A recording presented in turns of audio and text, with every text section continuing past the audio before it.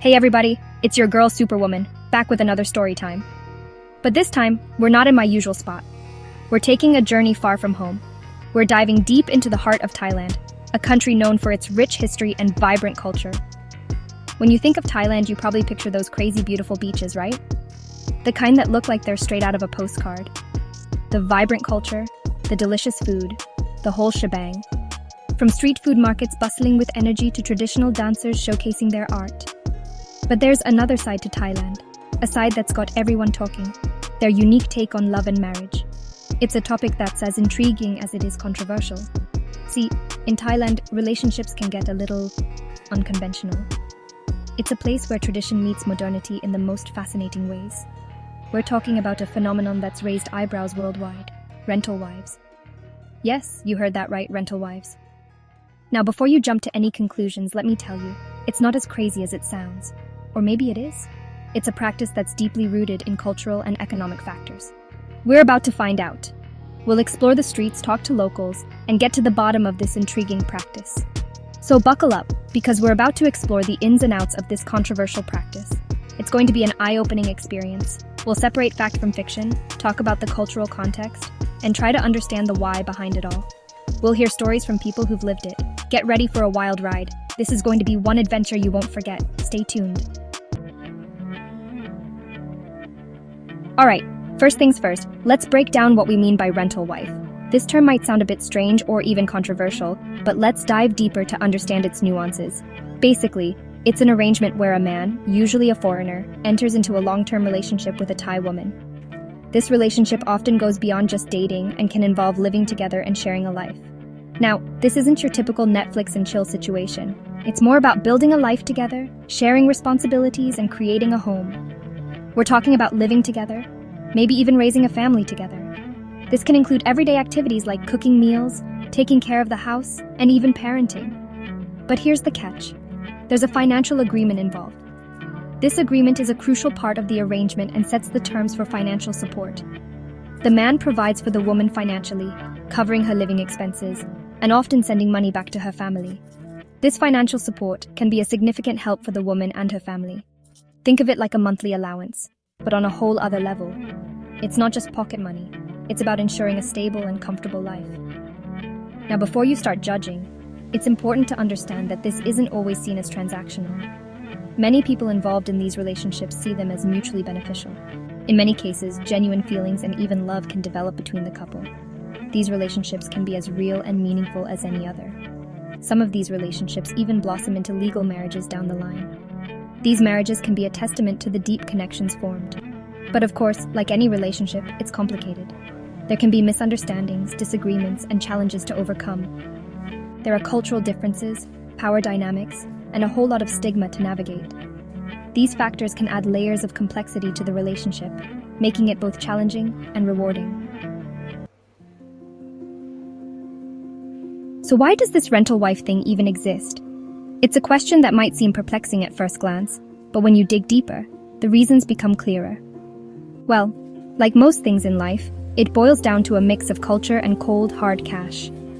The interplay between economic necessity and cultural norms creates a unique situation. See, Thailand, for all its beauty, has its fair share of economic struggles. Despite the picturesque landscapes and bustling cities, many areas are plagued by poverty. Many women, especially in rural areas, face limited opportunities and financial hardship. The lack of access to education and well-paying jobs forces them to seek alternative means of survival. Becoming a rental wife can seem like a way to escape poverty, support their families, and even access a more comfortable lifestyle. It offers a semblance of stability in an otherwise uncertain economic landscape. On the flip side, you've got foreign men, often retirees, who are drawn to Thailand for its laid-back vibe and, let's be real, the exotic appeal. The allure of a simpler, more relaxed life is hard to resist. For some, having a rental wife offers companionship, someone to take care of them, and a taste of that family life they might be missing. It fills a void that might be present in their lives back home. Add to that the cultural differences. Thai society can be more accepting of these arrangements, and you've got a recipe for a complex phenomenon that's not so easy to define. It's a blend of economic survival, cultural acceptance, and personal desires. creating a multifaceted issue that goes beyond simple explanations. Now, before you think this is some kind of free-for-all, let me tell you, Thailand takes its laws seriously.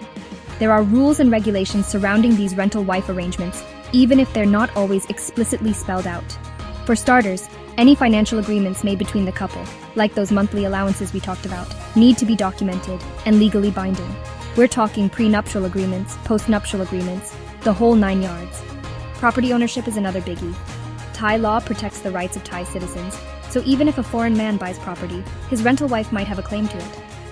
The bottom line is, if you're thinking of entering into one of these arrangements, you better lawyer up.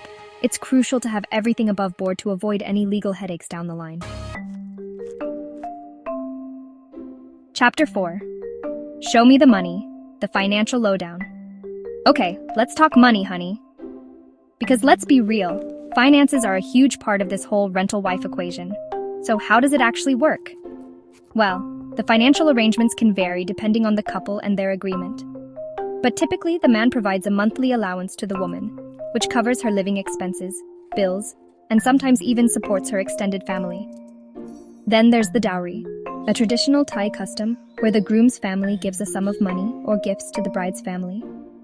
This is where things can get a little sticky, as the dowry can be seen as a form of payment for the bride, blurring the lines between tradition and transaction. It's important to remember that these financial arrangements aren't just about the money.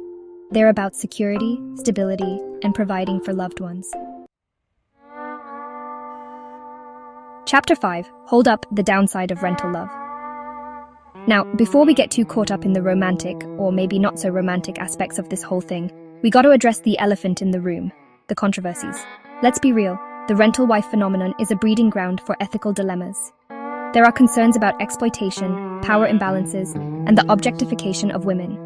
When one person holds all the financial cards, it can create a dynamic where the other person feels pressured or even forced to stay in the relationship, even if they're unhappy.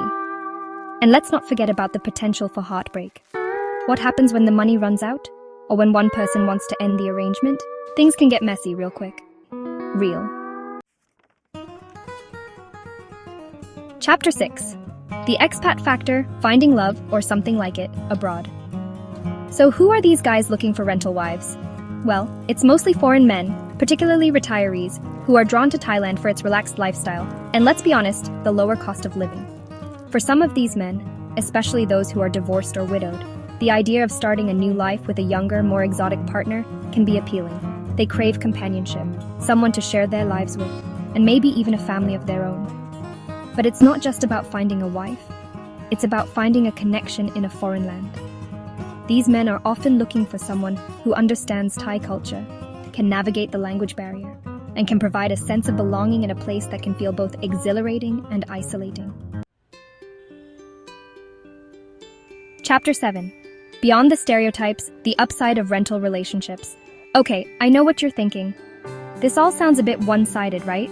But hold up, it's not always doom and gloom. Believe it or not, there are rental wife arrangements where both parties benefit and even find genuine happiness.